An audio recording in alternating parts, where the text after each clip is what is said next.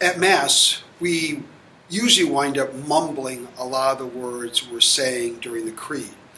We're saying things like incarnate of the Virgin Mary, begotten of the Father, consubstantial with the Father. And we have no idea what we're saying. And little wonder, because to truly understand what we're reciting as our profession of faith, we need to know a little bit about the historical context. Specifically in that case, understanding the Greek philosophical system and the influence that Greek culture, that Greek thought exerted on the church during the first several hundred years of its existence. Today's goals are to define the term Christology and also to describe the effects that Greek philosophy had on the early church's understanding of who Jesus was. So it's a bit of a history lesson, but it's also to help us understand as Christology develops where its roots were, and that was in these first centuries. Christology. Simplest definition is the study of Christ, but it really needs to have more to it than just the study of Christ. Christology is about understanding who Jesus was as the Christ. Christ meaning the anointed one, the one who was sent from God. What does that mean? What precisely is Jesus' relationship to God the Father? How can we talk about Jesus as human and as God? And then there's a second point. Beyond understanding who Jesus was is what was Jesus' mission? What was the purpose of his very existence? And how does it relate to us today? So that's a little fuller understanding of this term Christology.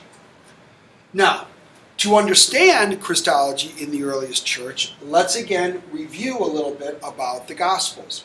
And I made a graph here. Math is not my strong point, but if you were to think of Christ's divinity, how we think of Jesus as God, divine, sort of on this axis, and here we have a chronological schema.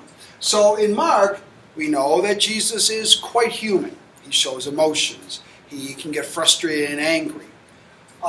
So the divinity scale is rather low, relatively. Then we move to Matthew and Luke. It goes up a little higher. And as we've talked about with John's Gospel, it is yet even higher. The I am statements, the entire prologue. In the beginning was the Word, and the Word was with God, and the Word was God. This sort of equality between the Logos, the Word, which is Christ in pre-existence, and the Father. But that's not the end of the story. The divinity scale keeps going up, as you see. And this is a random date, 180, but as time goes on into the 2nd and 3rd centuries, Christ's divinity becomes more and more prominent with a loss to his humanity. There are groups like the Docetists, and the Docetists effectively believed that Jesus had no humanity. There were varying beliefs, but they believed perhaps sometimes that Jesus only appeared to have a body. It wasn't a real human body. Jesus didn't really suffer, because in their view, God cannot suffer. That's impossible. For God to be God, God cannot suffer. Therefore, even when Jesus was on the cross, they would say, it only seemed like he was suffering, or he was pretending to be suffering, but he wasn't really suffering. And moreover, to say that Jesus died would be an absolute impossibility. God cannot die. So therefore, if you're thinking about Jesus as God, you cannot affirm the death of Jesus. And so the Docetists sort of have the field for a while, until around the year 300. A priest named Arius kind of puts a dead stop to this. He basically says, this is wrong-headed. We are really heading in the wrong direction. And he sort of flips everything and says, no, Jesus is really the perfect human being. In order to preserve God as truly transcendent and also affirm Jesus' humanity, we cannot really talk about Jesus as the only begotten Son of God. So Arius basically says that God so approved of Jesus' virtue. Jesus was the perfect human being, obedient to the Father in everything, never sinned. So he was the perfect human. He was a heroic human, in obeying God's word. And so God lifted him up and put him at the right side of the Father in heaven. You are the most trusted human I have ever created. So that was Arius, but Arius soon ran into a buzzsaw because opposing forces led by a bishop named Athanasius basically said, no. We must always affirm the divinity of Jesus. Even if we've begun to exaggerate, we must affirm it. And so I want to remind all of you that I'm going to start to get into some rather convoluted language here. But I want you to remember that at base, what is trying to be preserved is what we talked about in the last unit. What Augustine said, God became man so that man could become God.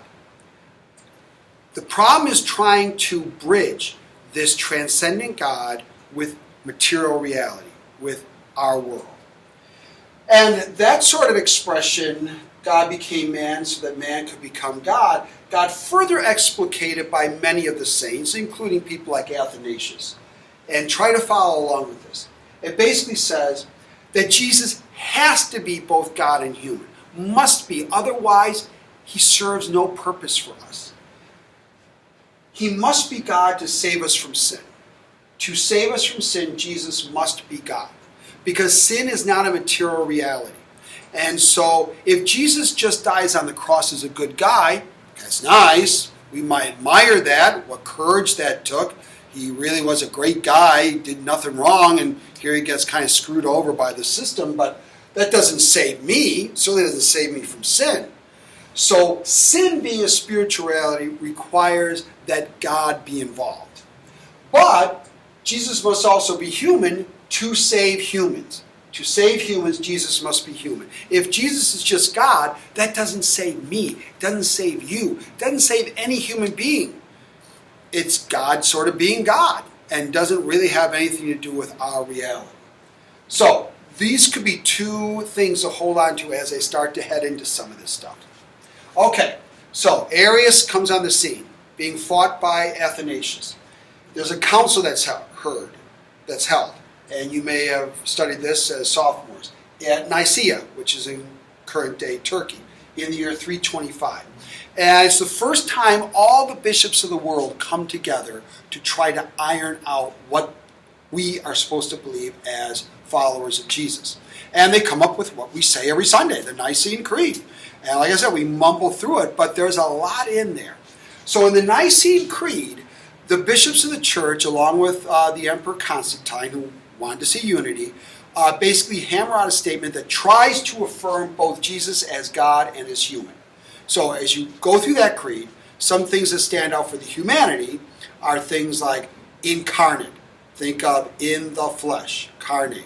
So God is in the flesh. So they're telling the Docetists, God really took on human form. And that Jesus suffered and he died. He was buried. They're trying to affirm as well there that Jesus was truly human. He underwent all the realities of humans, including death. But most of their fire was aimed at Arius and trying to affirm Jesus' divinity. What are some of those statements in the creed? Think about them for a minute. God from God. Light from light. And then they affirm it again, just in case Arius would try to wiggle around it. True God from the true God. So Jesus is truly God. So Arius, no playing with the word God, ways to understand God. No, he is truly God from the true God. But then they use another expression called consubstantial. And what they're doing here is invoking Greek philosophy, specifically Aristotle.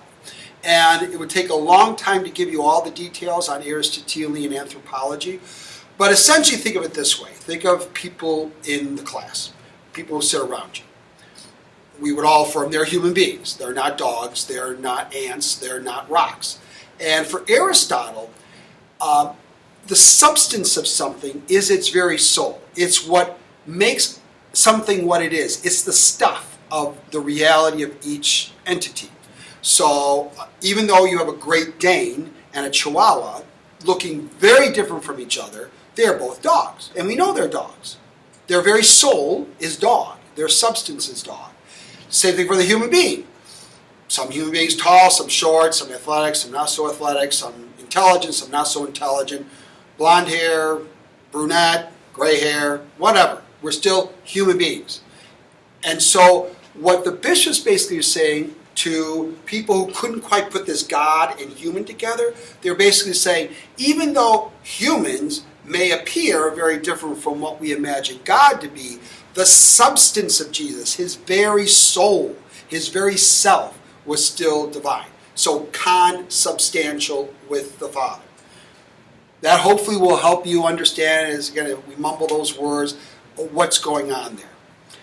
So anyway, Nicaea occurs, but the drama does not end. This bouncing back and forth between Jesus' humanity and divinity, always a balancing act, will go on for another 200 years. And we don't have the time in this course to really talk about all that. Just suffice it to say that for the next couple hundred years, forces would try to over-exaggerate sometimes his humanity and sometimes over-exaggerate his divinity. And what the church is always going to come back to is using Greek philosophical system or words to try to strike that balance. To always want to say he is both God, divine, and human. He must be. Otherwise, really, our faith means nothing. Now, for us today, in the year 2015, this is sort of nonsensical. Maybe not nonsensical, but it doesn't really affect us. It doesn't seem very relevant because, again, we're not a part of the Greek philosophical world. These concepts, these categories don't really speak to us. What value is there for us? Well, two things I'd say. Out of this tumult and tension and conflict, and there was a huge amount back in those days, came a real appreciation in theology for precision of language. Sometimes students lament when they're in ethics or even in Christology that teachers can seem to be real hung up on the exact words. That comes out of this. We want to be very precise with our language, very exact, because so much can be read into so much that you want to be very exact. And that came out of this. And that discipline is a good thing. Second thing is that the church did use philosophical concepts that are not found in the Bible. There were some bishops back then at Nicaea who were a little uncomfortable with this. We're not sure about this. Why are we using Aristotle, who's a pagan? But the church found in those concepts ways to explicate that they thought the Bible didn't quite get at. And so that carries over to today, at least, especially in Catholic theology. There is not a reticence to look at the broader culture, to look at current philosophy, whatever that may be, and to find in that philosophy a way to understand statements of faith.